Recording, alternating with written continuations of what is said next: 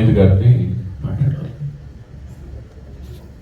సభకు నమస్కారం. ఇక్కడ వచ్చినటువంటి అందరికీ పేరు పేరున నమస్కారం తెలియజేస్తున్నాను. నేను జానా వెంకయ్య గారు గాయత్రి అపార్ట్మెంట్లో ఉన్నాము. నేను ఇప్పుడు ఆయన మరణించిన తర్వాత నుంచి అసలు నాకేం తెలియదు ఆయన గురించి. మరణించిన తర్వాత నుంచి ఇంత గొప్ప వ్యక్తిని నేను అతి దగ్గరగా ఉన్నాను కొన్ని సంవత్సరాల పాటు అనేది ఆశ్చర్యంగా అనిపించింది. ఎంత ధైర్యం అంటే ఏదైనా బాగలేకపోతే మనం భయపడిపోతాం. అది క్యాజువల్గా వచ్చేసి అర్ధరాత్రి తలుపు తట్టేటప్పటికి నాకు పెద్ద పరిచయం కూడా లేదు. నన్ను ఐడెంటిఫై చేసి ఆ టైంలో నేను అండగా నిలబడతానని ముందే ఊహించగలిగాడు. అంటే మనుషుల్ని అంచనా వేయడంలో చాలా అద్భుతమైన వ్యక్తి అని నాకు అర్థమైంది. అప్పుడప్పుడు నేను ఆయనతో కలిసి బొల్లేని హాస్పిటల్కి వచ్చి నా చేతనైన సహాయం చేయగలిగాను. ఆ అదృష్టం నాకు దొరికింది. నాకు ఇవన్నీ ఈ చనిపోయిన రోజు నుంచి ప్రతిదీ నేను క్షుణ్ణంగా గమనిస్తున్నాను.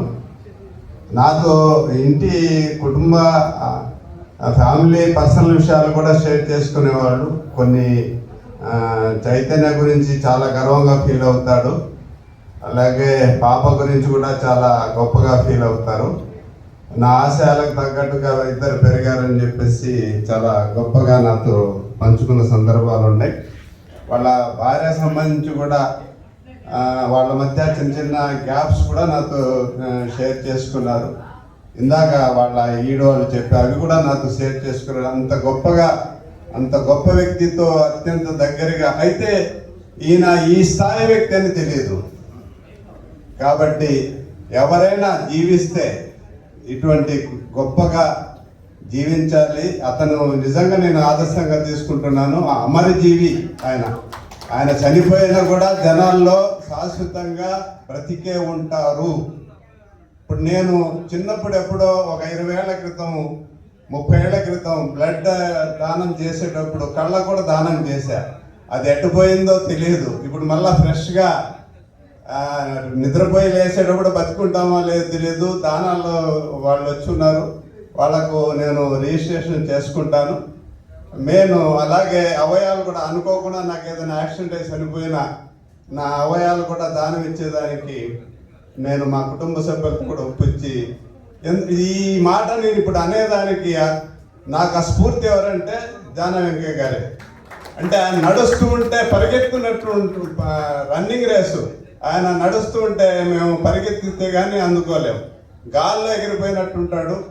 నిజంగా ఇంత గొప్ప వ్యక్తితో కొన్ని సంవత్సరాల పాటు నేను కలిసి ఒకే ప్రాంతం ఉండడం నేను చేసుకున్న అదృష్టంగా భావిస్తూ ఇటువంటి వ్యక్తుల్ని మనం ఆదర్శం తీసుకుని వాళ్ళలో ఉండే గొప్ప విషయాల్ని సమాజానికి వాళ్ళు ఏ విధంగా అయితే సహాయం వాళ్ళంతా చేయలేకపోయినా ఉడతా భక్తిగా 1% మనం చేసేదానికి కృషి చేయాలని నేను ఆశిస్తూ నాకు ఈ అవకాశం ఇచ్చిన చైతన్యకు కిషోర్కి ధన్యవాదాలు తెలియజేస్తూ థ్యాంక్ యూ వెరీ మచ్.